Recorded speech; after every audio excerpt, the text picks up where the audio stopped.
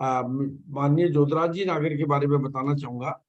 वो कोटा से बिलोंग करते हैं और प्रारंभिक आरसीएम के दौर का, क्योंकि मुझे बहुत व्यक्तिगत तौर पे उनके साथ में जाने का, काम करने का, उनकी कमिटेड फैमिली, कमिटेड पर्सन, क्योंकि आरसीएम का जो शुरुआती दौर का जो उठापटक था, जब डिपो बंद हो जाते थे, पिकअप सेंटर बंद हो जाते थे, सामान नहीं मिलते थे, वो जो शुरुआती दौर में, चूंकि एक हमेशा कोई भी जब हाईवे बन रहा होता है तो उस समय जो परेशानियां आती है वो परेशानियों के दौर के वो साथी हैं।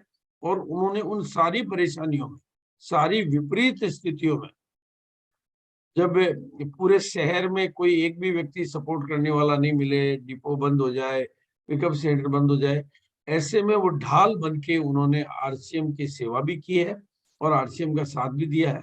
तो ऐसे कमिटेड है और आज कंप्लीट फैमिली के साथ में अपने इंजीनियर बच्चों को भी वो आरसीएम में कमिटमेंट के साथ में काम कर रहे हैं। तो निश्चित रूप से हम आरसीएम के वो मजबूत सिपाही है।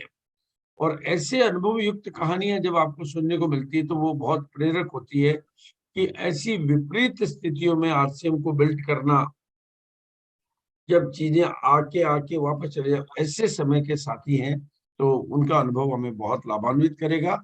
बहुत गहनता के साथ में आज आखिरी तक बने रहकर आप इस चिंतन को सुने। तो मैं इनवाइट करूंगा जोधराज जी नागर को, जो कि बहुत एक तरह से विनम्रता और मतलब मिसाल है, वो आरसीएम के बहुत पिलर हैं एक के। तो मैं जोधराज जी को इनवाइट करूंगा, जिन्होंने आरसीएम को यहाँ तक पहुंचाने में अपनी महत्वपूर्ण भूमिका अदा की है। तो ओवर टू जोधराज जी।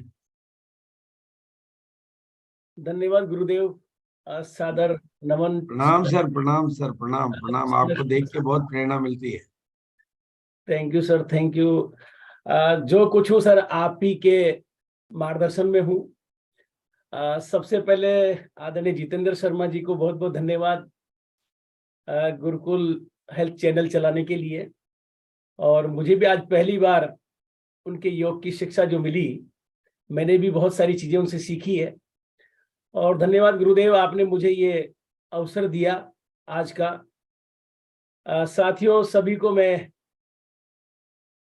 नमस्कार, जय आरसीएम, राम राम करते हुए मेरी बात को आज जो मुझे सर ने मौका दिया है कि मैं आरसीएम में प्रारंभिक दौर से अब तक मेरी जो जीवनचर्या रही है, जो मेरे साथ हुआ है, उसके थोड़ा सा मैं आपको बताना चाहूंगा।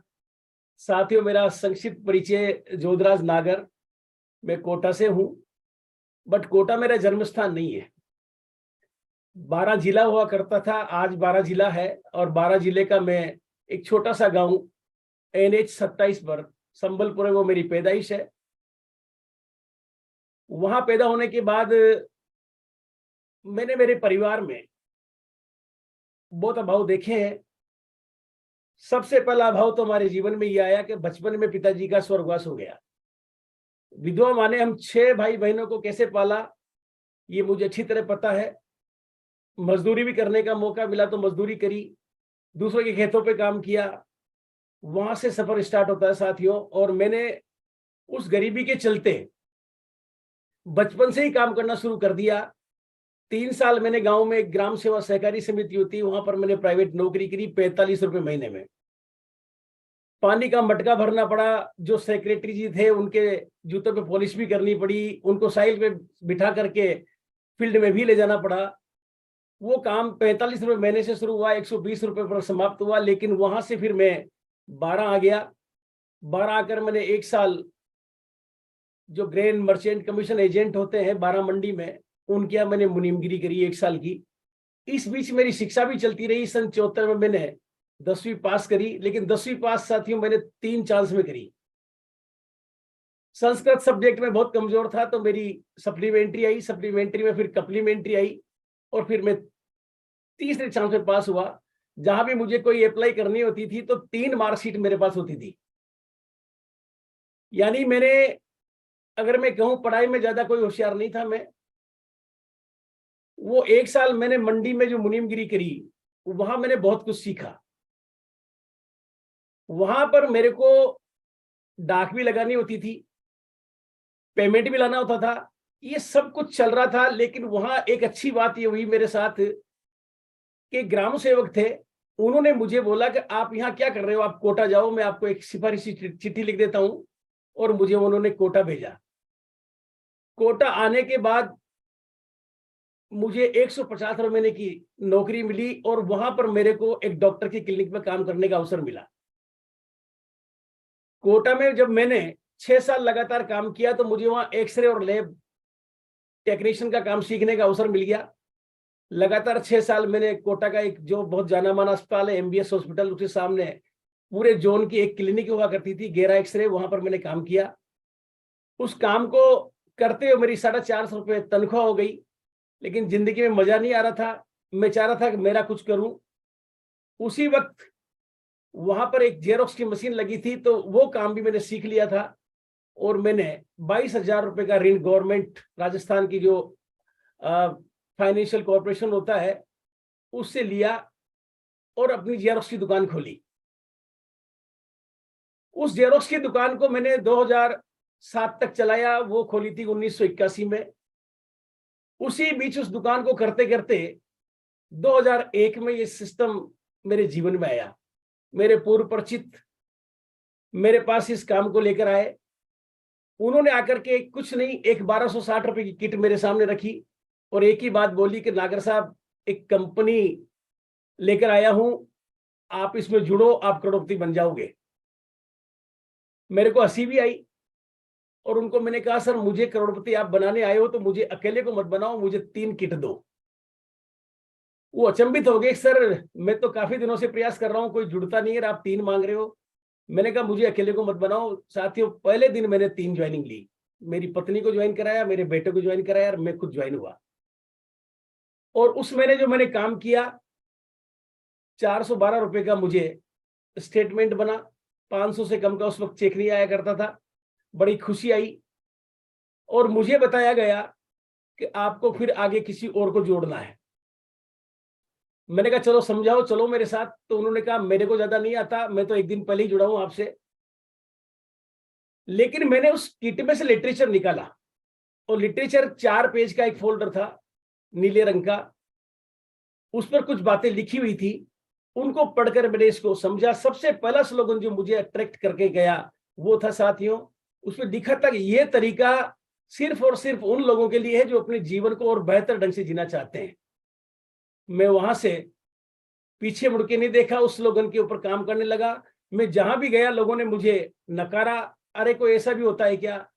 लेकिन एक अच्छी बात ये रही कि उन्होंने, जिन्होंने मुझे ज्वाइन कराया, उन्होंने कहा सब 15 दिन बाद एक सेमिनार है, और वो सेमिनार देखने का मुझे अवसर मिला। वो सेमिनार जो लेने आए थे वो जयपुर से आए थे, और जयपुर से जब आए थे तो वो खुद कह रहे थे कि भाई मैं गवर्नमेंट जॉब में हूँ, बहुत बड़ी पोस्ट पे हूँ, मेरे पास लाल बत्ती की गाड़ी है, सरकारी बंगला मिला हुआ है, और मेरे पास ये 72,000 रुपए का चेक इस कंपनी से आया है, 35,000 मेरी सैलरी है।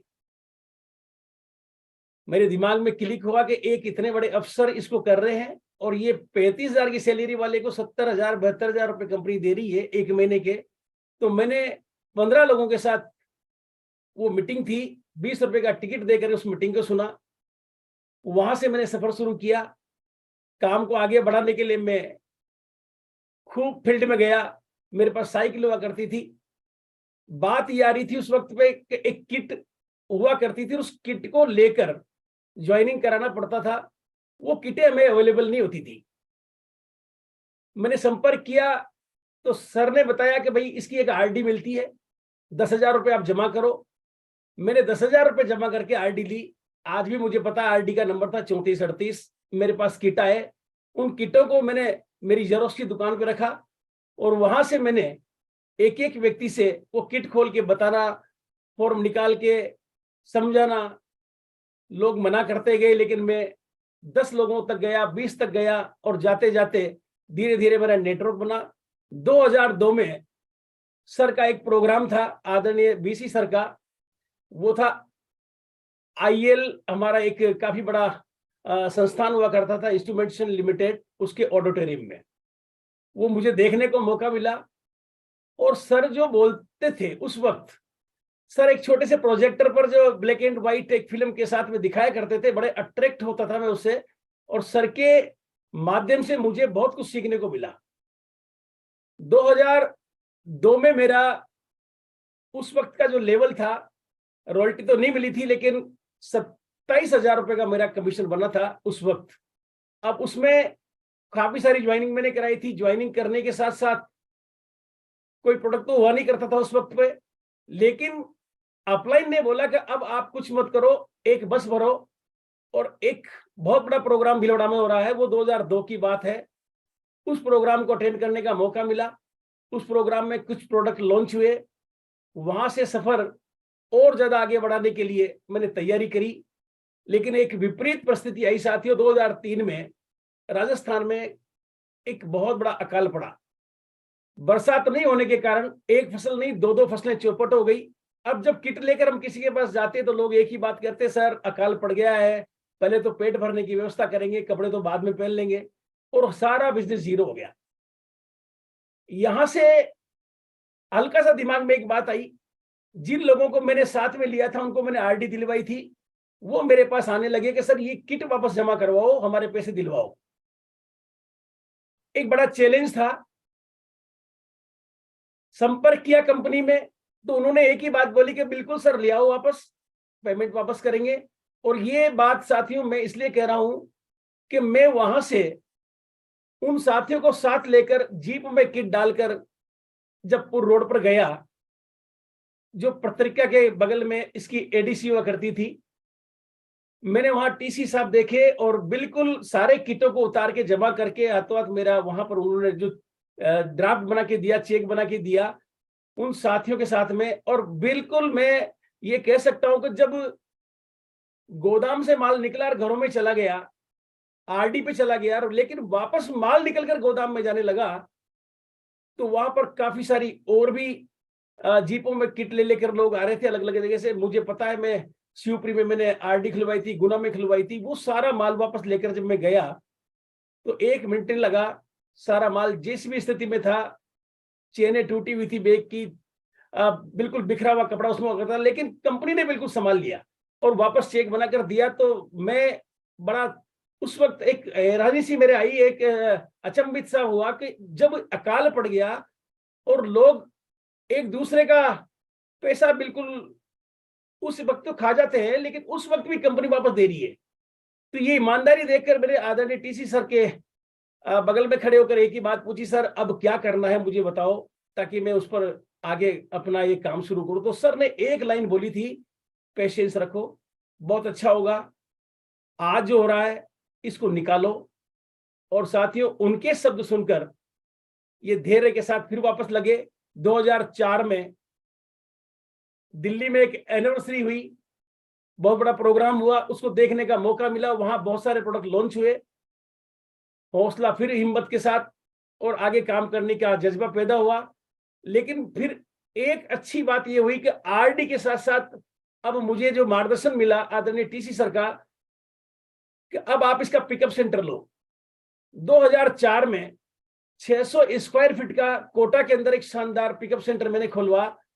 300 स्क्वायर फीट में उसका एक तरह से बिटिंग हॉल बनाया और 300 स्क्वायर फीट में प्रोडक्ट को रखा। उस वक्त कंपनी की तरफ से सिस्टम में ऑफलाइन एक सॉफ्टवेयर था और वहां पर एक कंप्यूटर से प्रोग्राम करने के लिए भीलवाड़ा से कंपनी की तरफ से जो व्यक्ति आए, और उसमें आदरणीय बीसी सर ने उसकी ओपनिंग करी। वो मेरे को लगता है कि शायद राजस्थान का काफी बड़ा सेंटर था, और 3 लाख रुपए का स्टॉक 2 बड़ी गाड़ियों में भर के हम रात भर चलकर भीलवाड़ा से लेकर के आए थे। और जब उसकी ओपनिंग हुई तो काफी दूर दूर से लोग उसमें आए। आदरणीय बीसी सर ने उसमें आकर के जो ओपनिंग करी, एक शानदार मीटिंग करी, वहां से फिर सफर शुरू हो गया और फिर मेरी रॉयल्टी भी आने लगी। उसके बाद मेरा टेक्निकल हुआ 2005 में। टेक्निकल का चेक उस वक्त साथियों मेरा 86,000 का था। पहला चेक था मेरा 412 रुपए का। ये छोटे छोटे से चेक मेरे पास आते गए, लेकिन रुका नहीं। लेकिन 86,000 का टेक्निकल आया, तब मुझे बहुत बड़ी हिम्मत आई कि ये तो बहुत बड़ी ताकत मेरे हाथ में है। उसके बाद उस सेंटर को मैंने चलाया। उस वक्त मेरे साथ एक घटना घटी। मेरा छोटा सा एक बाइक पे जा रहा था तो एक्सीडेंट हुआ, मेरे लिगामेंट फ्रैक्चर हुए। ये जो आज सर ने बोला कि एक इंजीनियर बेटा उनके साथ है, तो वो बेटा उस वक्त एजुकेशन ले रहा था। अब पिकअप सेंटर खोलना जरूरी था, तो मैंने सर से बेटे से बोला कि भाई कुछ भी मत करो, आप और आपकी मम्मी जाके, बगल में दुकान है तो इसमें जाके बैठा करो, ठीक है, जैसा भी होगा। मैं 3 महीने बेड पे रहा, लेकिन 3 महीने लगातार मेरे पास जो पैसा आया तो मेरी हिम्मत और बढ़ी कि ये तो एक बहुत बड़ा काम है, इसमें सिक्योरिटी है। बेटे ने उसको संभाला और वहां से बेटे का भी इसमें लगाव बढ़ा, बिजनेस में गति आने लगी, बहुत अच्छा चल रहा था। 2008 में फिर एक समस्या आई। समस्या ये आई साथियों को, फिर वापस थोड़ा सा बिजनेस डाउन आया, क्योंकि पूरे वर्ल्ड लेवल पर क्राइसिस था। और वहां फिर एक चैलेंज, लेकिन ये चैलेंज आते गए, लेकिन हिम्मत और ज्यादा बढ़ती गई, क्योंकि सर का एक आशीर्वाद ये था कि प्रोग्राम देखते थे, जगह जगह मीटिंगें हो रही थी। उस वक्त कोई यूट्यूब चैनल तो था नहीं, लेकिन सर के माध्यम से सीखने का जो मौका मिला, काफी सारी डायरियां जो मेंटेन करते थे उनसे वापस रिपीट, और इसी तरह से बात करते करते आगे बढ़ती गई। लेकिन 2008 के उस क्राइसिस के बाद हमें फिर एक अवसर आया कि इसमें एक व्यवस्था आ गई है बाजार खोलने की। तो फिर मैंने कोटा में एक आरसीएम का बाजार खोला, और एक नहीं 12 का भी बाजार खोला। सर ने उसकी ओपनिंग करी, और मैं आपको बता दूं साथियों, पहले दिन की बिलिंग जो हुई थी उसमें 7 काउंटर लगाए थे कोटा में, और वो थी 3.25 लाख रुपए की सेल। 1800 स्क्वायर फीट में वो आरसीएम बाजार खुला। सब कुछ अच्छा चल रहा था। इस वक्त में एमरल्ड हो गया था। 1,20,000 का मेरा पे आउट रहा।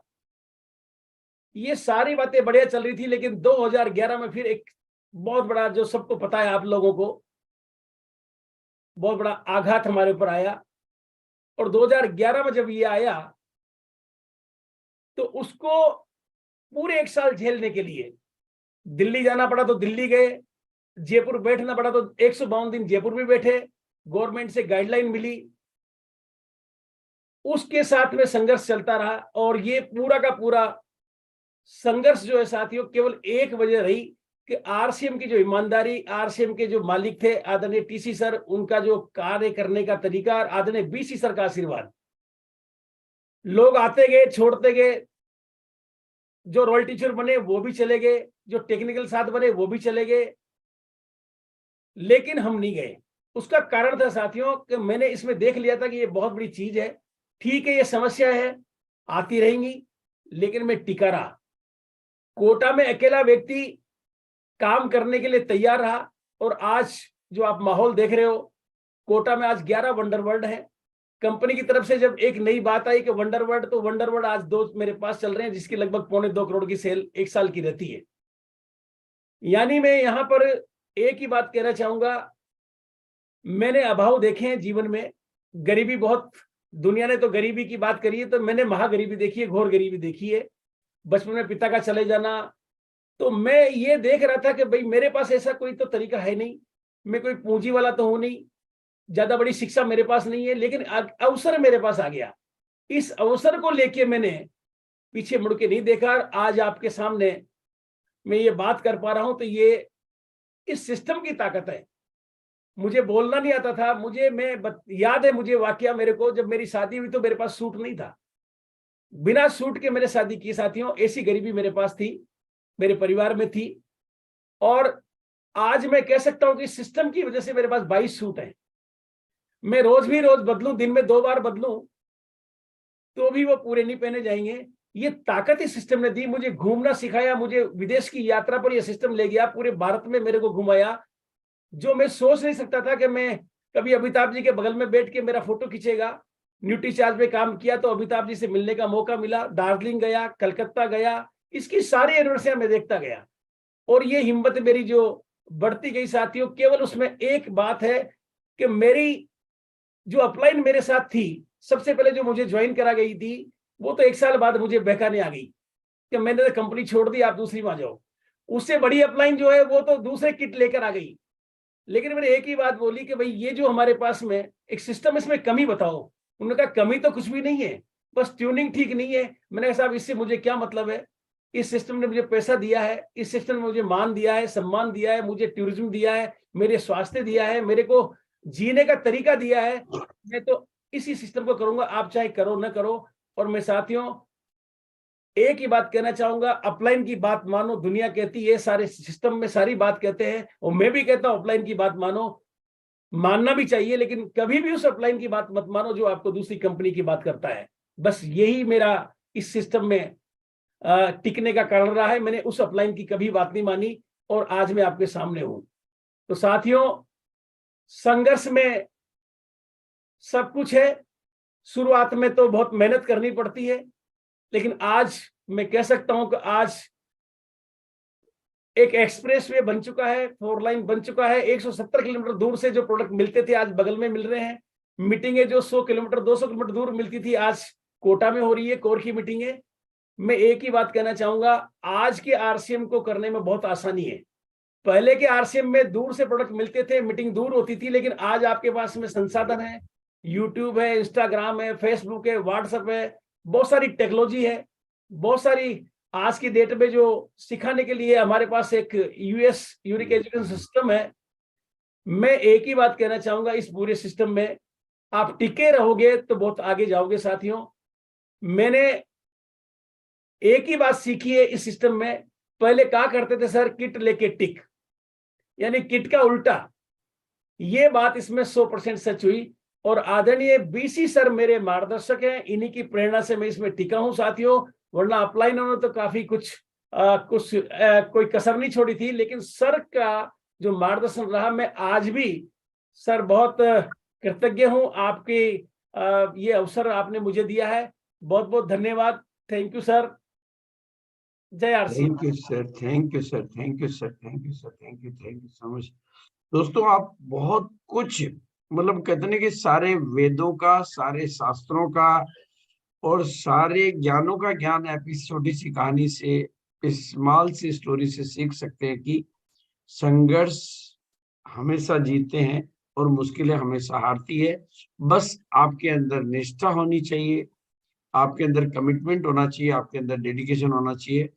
और आप जिस दौर से गुजर रहे हैं, जो भी साथी आज यहाँ पर बैठे हुए हैं, चाहे आप जिस दौर से गुजर रहे हैं, लेकिन अगर आप किसी काम के प्रति अपनी उस तरह की निष्ठा, उस तरह की लगन और उस तरह का कमिटमेंट अगर दिखा देते हैं, तो कायनात आपके फेवर में काम करने लग जाती है, परिस्थिति आपकी अनुकूल होती है और आप जीते हैं। आज माननीय जोधराज जी कंप्लीट मतलब 2 बहुत ही क्वालिटी के वंडर क्विक के कोटा में संचालित करते हैं।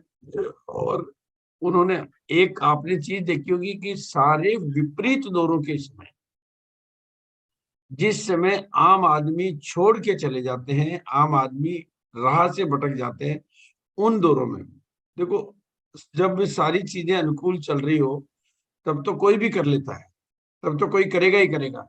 लेकिन मेन सफलता का मेन जो कारण रहता है कि जब विपरीत दौर चल रहा हो, उस समय में इस बिजनेस में कमिटमेंट के साथ टिके रहना, जब अप्लाई मतलब वो एक क्या वो बहुत सारी परिस्थितियां हैं, कुछ परिस्थितियों का तो यहाँ पर वर्णन नहीं आया पाया होगा, लेकिन वो मैंने बहुत करीब से देखा है।